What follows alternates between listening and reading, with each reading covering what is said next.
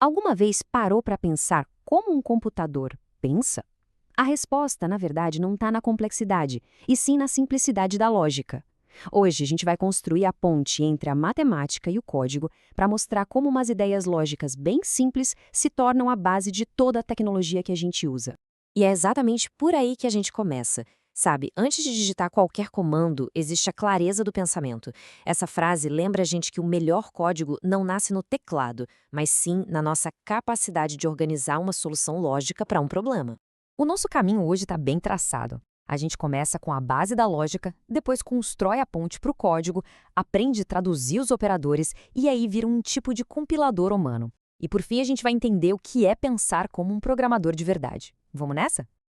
Ok, vamos mergulhar nisso. Todo e qualquer programa de computador, não importa o quão complexo ele pareça, de um app no celular até um sistema que controla foguetes, é construído em cima de uma base de decisões lógicas bem simples, verdadeiro ou falso. É nesse ponto que a lógica se torna a viga principal de tudo. E para entender como isso funciona, a gente precisa imaginar dois mundos. Eles são diferentes, mas estão totalmente conectados. De um lado, a gente tem o mundo formal, abstrato, da lógica matemática. E do outro, o mundo prático, concreto, da programação, onde as coisas de fato acontecem. E essa imagem aqui ilustra essa conexão de um jeito genial. Repara só como os símbolos da matemática, tipo o E e o OU, têm seus equivalentes diretos nas linguagens de programação. Quer dizer, a forma de escrever, a sintaxe, muda, mas a alma da operação, o comportamento lógico por trás, é exatamente o mesmo. Então, o grande lance é esse, construir essa ponte. Quando se domina essa tradução, o código deixa de ser um monte de comando misterioso e vira a expressão direta de um raciocínio lógico, claro e preciso. Certo, agora a gente chega no coração da nossa análise, a tradução em si. Pensa nisso como a nossa pedra de Roseta, que vai permitir a gente decifrar esses símbolos lógicos e reescrever numa linguagem que a máquina consegue entender. Vamos começar pelo mais básico de todos, a negação. A função dele é uma só, inverter um valor. Se uma coisa é verdadeira, a negação faz ela virar falsa. Se é falsa, vira verdadeira. Simples assim. É o interruptor da lógica. E a tradução é super direta. Na lógica, a gente usa aquele símbolo negação. Em Python, que gosta de tudo bem legível, usamos a palavra not. Já em linguagens como C e Java, é o ponto de exclamação. 3 jeitos de escrever, mas a ideia é uma só. Agora vamos para a conjunção, o famoso e. O que é interessante nele é que ele é super exigente. Para o resultado de uma operação e ser verdadeiro, as duas partes, sem exceção, têm que ser verdadeiras. Se uma delas for falsa, já era, a expressão toda vira falsa. Na hora de traduzir, o símbolo matemático do e, o and, vira a palavra and em Python. Em C e Java são os dois e comerciais, o e. É esse operador que a gente usa para criar aquelas condições mais restritivas, que precisam de várias coisas acontecendo ao mesmo tempo. Com um exemplo prático, fica bem mais fácil de pegar. Pensa num sistema de aprovação de alunos. Para passar, a nota tem que ser maior ou igual a 7 e a frequência maior ou igual a 75. Não adianta nada ter nota 10 se a frequência for baixa. As duas condições têm que ser verdadeiras. Em contraste total com essa rigidez do E, a gente tem a disjunção, ou o ou. Aqui a regra é bem mais flexível. Só precisa que uma das condições seja verdadeira para a expressão inteira já ser considerada verdadeira. A tradução dele segue a mesma lógica. O símbolo V vira a palavra OR, em Python, e aquelas duas barras verticais, o double V, em C e Java.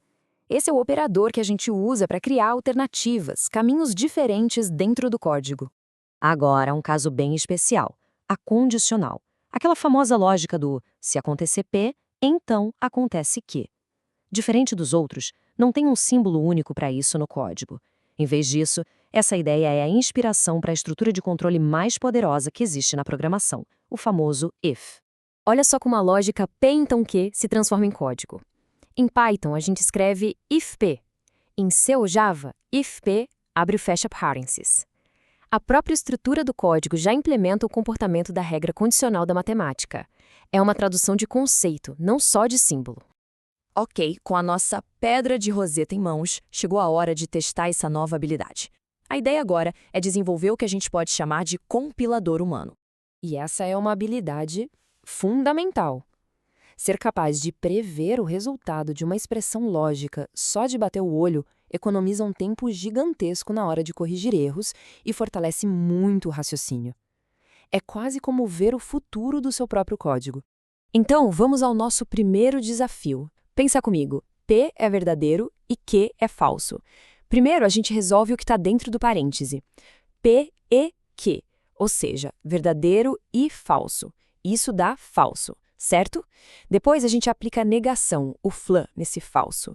O resultado final é verdadeiro. Agora um desafio um pouquinho mais avançado.